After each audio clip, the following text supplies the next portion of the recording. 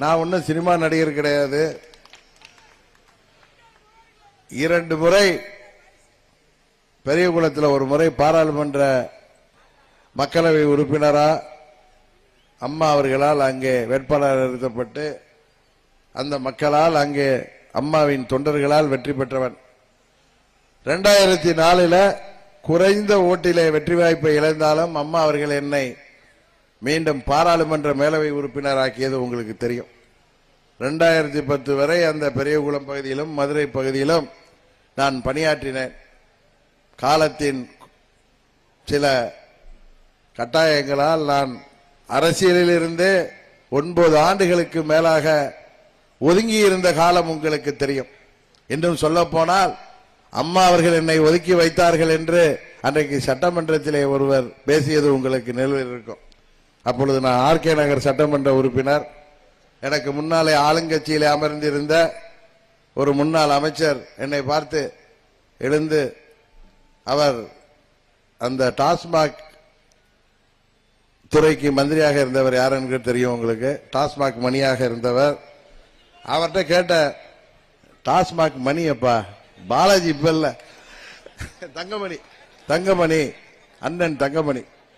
அவர்கிட்ட சொன்ன, அம்மா அவர்கள் படிப்படியா நான் மதுக்கடைகளை எல்லாம் குறைத்து தமிழ்நாட்டில் பூரண மதுவிலக்கை கொண்டு வருவேன் என்று சொன்னார்கள். அம்மா அவர்கள் மறைந்து விட்டார்கள். நீங்கள் மதுக்கடைகளை ஒரு பக்கம் மூடுவது போல மூடிவிட்டு உச்சநீதிமன்றத்திலே சென்று ஆணை பெற்று மீண்டும் மதுக்கடைகளை திறக்கிறீர்களே, எத்தனை மதுக்கடைகளை மூடி இருக்கிறீர்கள், இப்பொழுது புதிதாக எத்தனை மதுக்கடைகளை திறந்திருக்கிறீர்கள் என்று கேட்டேன்.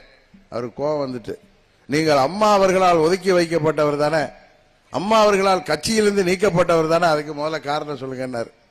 எந்திரிச்சு நான் சொன்னேன், ஆமா அம்மா அவர்களால் கட்சியிலிருந்து நீக்கப்பட்டவன் தான், உங்களை போன்றவர்கள் செய்த சரியால் ஒதுக்கி வைக்கப்பட்டவன் தான், கட்சியிலிருந்து நீக்கி வைக்கப்பட்டவன் தான். எதுக்குப்பா என்ன துணை பொதுச்செயலாளரா தோல்ல தூக்கிட்டு ஆர்கே நகர் தொகுதியில தொப்பி சின்னத்துல எனக்காக போய் ஓட்டு கேட்டீங்களா, என்னாச்சு, அது எதுக்கு என்னாச்சுன்னு கேட்டேன். நான் தான் துணை பொதுச் செயலாளர் அப்படின்னு சொல்லி, எதுக்குப்பா போய் தேர்தல் ஆணையத்தில் அண்ணன் பன்னீர்செல்வம் பிரச்சனை பண்ணப்ப மனு கொடுத்தீங்களா அபிடவிட், எதுக்குப்பான்னு கேட்டேன். வாயை போத்திக்கிட்டு உட்கார்ந்துட்டார். அங்க இருந்த எதிர்கட்சி உறுப்பினர்களாக இருந்த இன்றைக்கு ஆளுங்கட்சி உறுப்பினர்களாக கைதட்டி ஆரவாரம் செய்தார்கள். எதுக்கு சொல்றேன்னா, பழனிசாமி நம்மை பார்த்து கேட்கிறார், யார் இந்த தினகரன் எல்லாம் எங்களுக்கு ஒரு பொருட்டே இல்லை, அம்மா மக்கள் முன்னேற்ற கழகங்கிறது ஒரு கட்சியே இல்லை. இன்னொரு முன்னாள் அமைச்சர் அண்ணன் முனுசாமின்னு ஒருத்தர் இருப்பார், எப்ப பார்த்தாலும் சிரிச்ச முகமா இருப்பார், அந்த முனுசாமி, கேபி முனுசாமி. அவர் சொல்றாரு, அவர் தரத்துக்கெல்லாம் நாங்க இறங்கி பேச முடியாது, இவர் லெவல் வேற, இவர் அம்பானி டாடா பிர்லா மாதிரி ஆளு. இவர் நம்ம பார்த்து சொல்றாரு, இவர் என்னை பார்த்து சொல்றாரு அவர் தரத்துக்கெல்லாம்.